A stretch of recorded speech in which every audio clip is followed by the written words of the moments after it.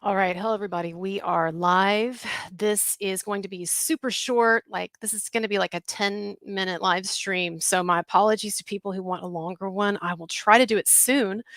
My mom is actually having minor surgery, and I'm going with her in a bit, but she's on the way. Anyway, hi, Mom, if you're listening. I sent her the link. And she's like, "Will you be ready in time?" And I said, "Yes, I will."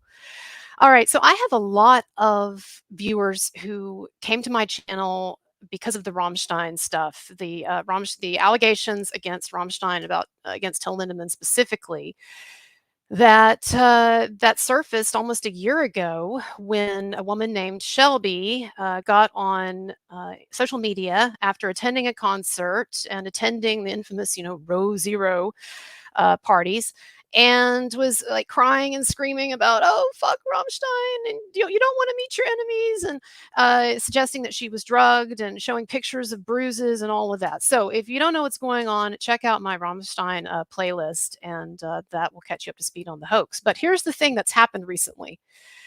And so I just wanted to do a video. I wanted to cover it, to get it out there really fast. And then my goal going into later in the summer and into the fall is to actually put together a video or series of videos vindicating Rammstein, vindicating Lindemann, examining this hoax in further detail. It's like basically a mini doc that I want to do about it. But I have to get to some other things first, and I have to do some Manson stuff. But I'm going to the Lindemann concert in August, or is it September, here in Texas. And as a kind of a build up to that, I really want to put out some videos revisiting this hoax, and of course also responding to the book that journalist Daniel Drepper is putting out, what, very soon, like in a matter of weeks, or is it already available in Germany, called Row Zero. And it's supposed to be an expose on the infamous Row Zero and Shelby's allegations, and of course, flimsy allegations from anonymous women that have already been featured prominently in German media. So I'm going to get somebody to help me. I don't speak German or read German. I'm going to get somebody to help me translate the relevant parts of the book. And I'm going to talk about that also and refute that on my channel. But let's talk about the recent news very quick today, okay?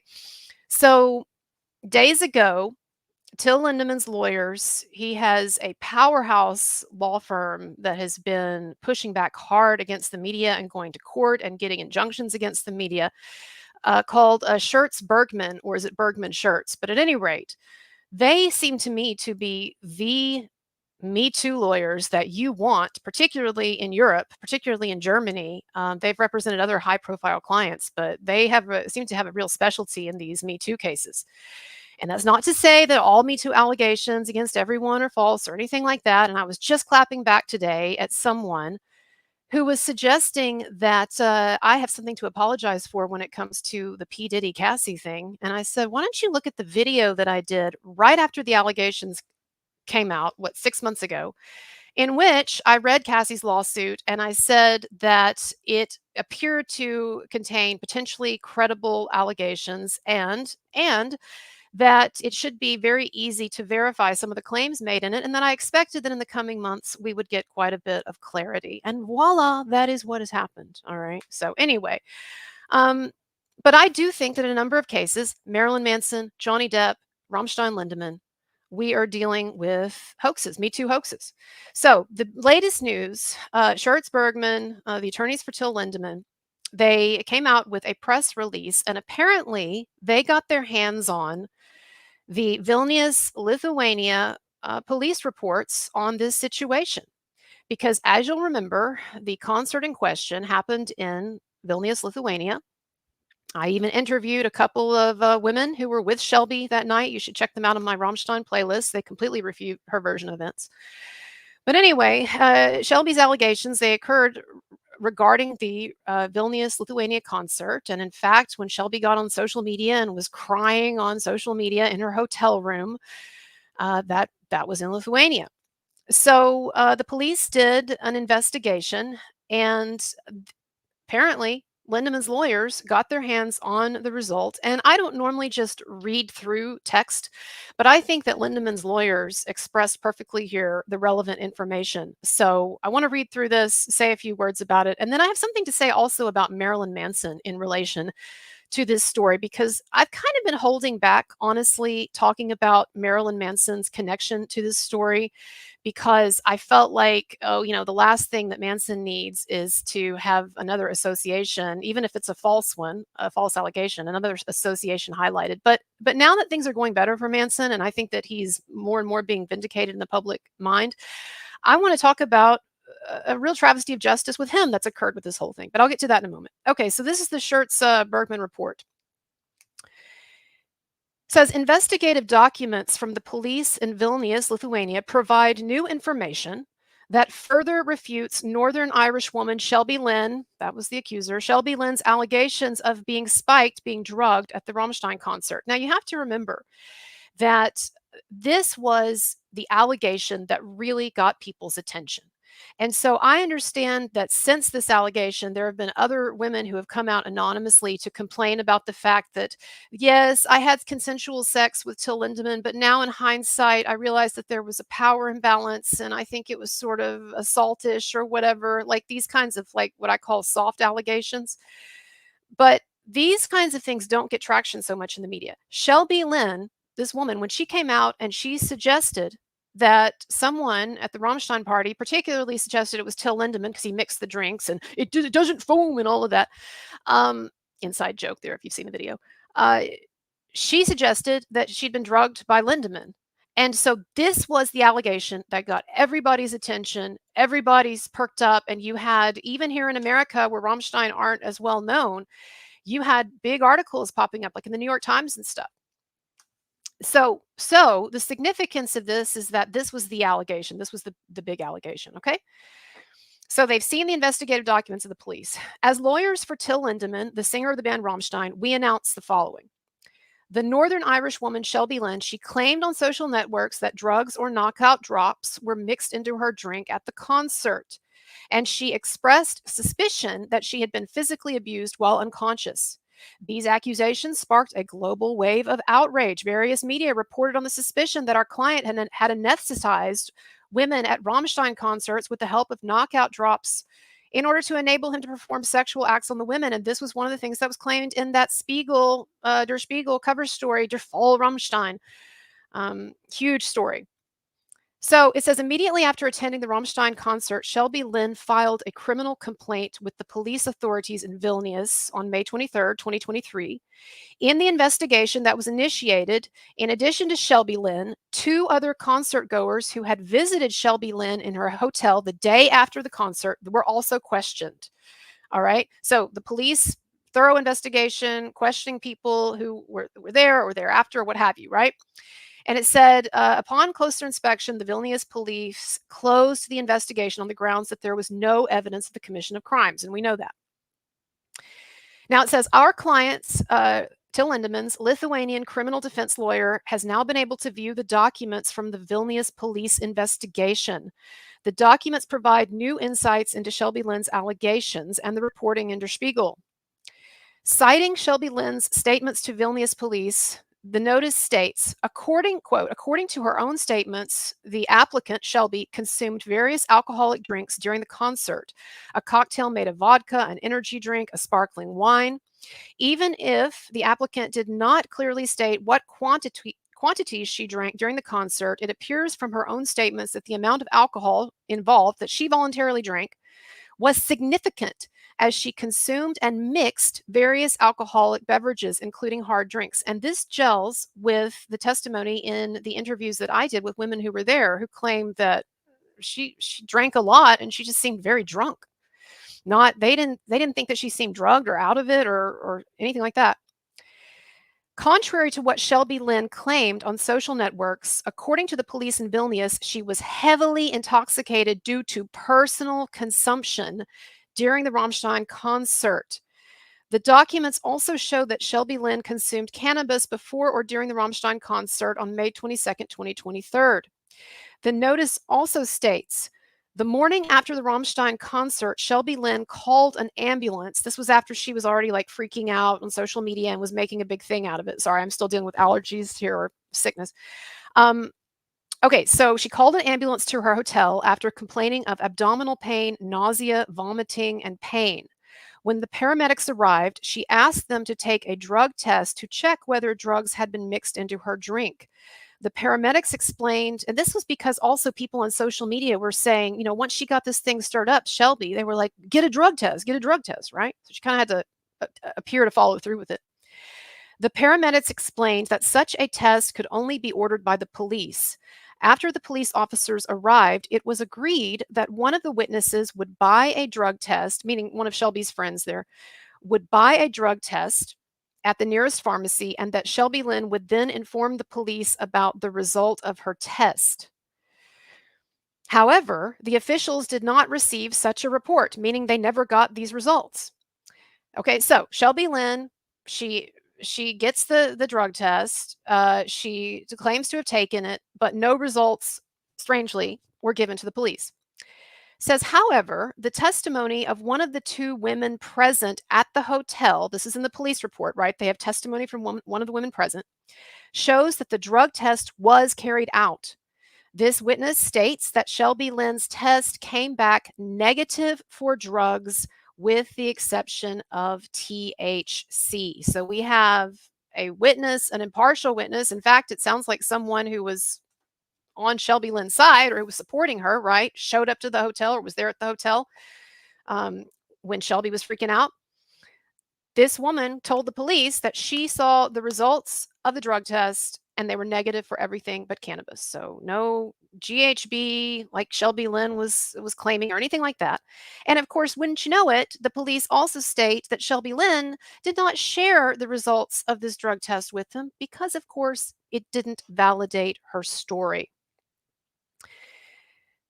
To the extent that it is recorded in the investigation documents that Shelby Lynn consumed significant amounts of alcohol and cannabis before or during the Rammstein concert, this speaks against the accusation she made that she was spiked. Everything indicates that the gaps in her memory and the injuries she claims can be attributed to her own consumption of a wide variety of alcoholic beverages and cannabis. Now, I don't have time to read this. I'm going to do it in a later video, but this press release by Till Lindemann's lawyers also goes into more detail and discusses various other things that seem suspicious that came up in the police report, such as the fact that it looks like there might have even been that a witness might have deleted or altered her statement, someone who was supporting Shelby. And of course, no one is supporting the idea that they saw Lindemann drug or assault Shelby. No one has validated that. In fact, the opposite. All of these different people, some of them I've talked to on my channel, say no, didn't happen. But the witness being referred to here, these are people who were like with Shelby, like afterward, when she's freaking out, she's taking the drug test and everything, right? And so what's being alleged here is that there are actually problems in these affidavits where it looked like witnesses, somebody took out or left off something that would be incriminating to Shelby. Says, quote, there is a suspicion that individual pages of the affidavit were removed or replaced and given new page numbers in order to suppress information about Shelby Lynn's positive test for THC. So it's talking about an issue with the witness affidavit and that the witness might have taken something out or fudged something. All right, so here's the point. I got to go soon, but here's the point. Journalist Daniel Drepper has written an entire book now that's going to be coming out, going after attacking Till Lindemann and Rammstein about the fact that there were these row zero parties that attractive women would attend. And I have attended one of these parties. I've talked to other women who've attended these parties. Nobody else has has accusations about anything shady going on at these parties, much less Till Lindemann drugging and assaulting people. In fact, all of the other women who were there, most of them apparently drank the same drinks that Shelby drank, that Lindemann, the Prosecco that Lindemann gave them in the pre-party, in which Shelby claims that she was drugged by Lindemann or suggests that she was drugged by Lindemann. A lot of other women there drinking the same stuff. And guess what? None of them claimed that they were drugged or assaulted. And what's really unfortunate to me is that the media, not just the German media, but American media, English speaking media, they just totally ran with this. And they defamed Rammstein and they defamed Lindemann for months and months, almost derailed their tour, almost derailed their careers. And there's really been no public backtracking on that. Now, when the Vilnius police, when they closed their investigation because there was no evidence of anything, it got reported a bit, but none of the vindications, the points of vindication, have been reported with nearly as much fervor, or nearly as in a widespread way as the original allegations. And that's what's unfortunate about these things. So I'm going to be talking about this more. I kind of got away from it for a while, the Rammstein Lindemann controversy, but I'm going to be delving into it more this summer in the lead up to Lindemann's tour. And I just want to say one thing before I leave about related to Manson. Der Spiegel's big article, its big hit piece on Rammstein, Der Fall Rammstein. Probably of all of the articles that have been written about this was the most damaging one, right? And it was a huge cover story, a major publication. I mean, Der Spiegel is one of the most respected publications in the world, and a lot of Americans read it. There was a claim made in this article that Till Lindemann basically shared a kind of a female pimp with Marilyn Manson. And I don't want to mention her name because she's already been defamed and she's already been cleared by the police officially. These were one of a couple of people who were officially cleared, mentioned by the police when they closed the case. But there was a claim in the Der Spiegel article that this woman who works for Lindemann also at one point had worked in the past for Marilyn Manson, procuring women for him. Because, of course, you know, a rock star like Marilyn Manson would have such difficulty finding women. Anyway. And when I read this, I knew that the whole story was absolutely BS because I have looked into Manson, as you know, a lot, and I've talked to a lot of people around him, and I've researched the allegations, and no one has ever claimed that he had any kind of an affiliation with this woman of any kind, except she liked to go to a lot of different rock concerts and meet a lot of different rock stars. And there are a couple of pictures of her at a party with Manson and a lot of other people. And not even Manson's primary his accusers, Evan Rachel Wood or Esme Bianco or any of the rest of them, have ever mentioned this woman. I've never heard from anyone any kind of association. Like, I know 100%, 100% I know that was absolute bullshit in the Spiegel article. And they just put that in there because they thought that it would be effective. It would make Lindemann sound a little bit worse if they could find some way through some rumor to tie Manson to this situation. And so they completely defamed him. They put an absolute lie in there.